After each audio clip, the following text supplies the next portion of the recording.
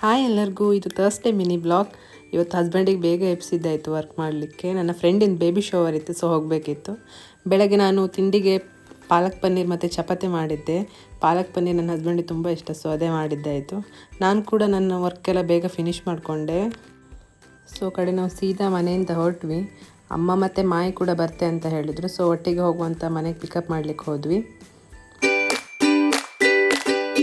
ಸೀದಾ ನನ್ನ ಅಮ್ಮ ಮತ್ತು ಮಾಯಿನ ಕರ್ಕೊಂಡು ನಾವು ಹಾಲಿಗೆ ಬಂದ್ವಿ.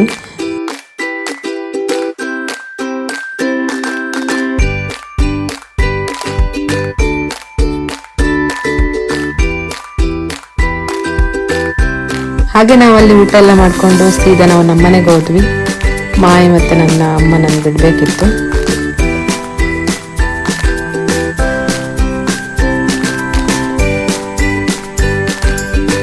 ಸೊ ಇವ್ರನ್ನ ಮನೆಗೆ ಬಿಟ್ಟು ನಾನು ಸೀದಾ ಹಸ್ಬೆಂಡ್ ಮನೆಗೆ ಬಂದೆ, ಸ್ವಲ್ಪ ವರ್ಕ್ ಇತ್ತು.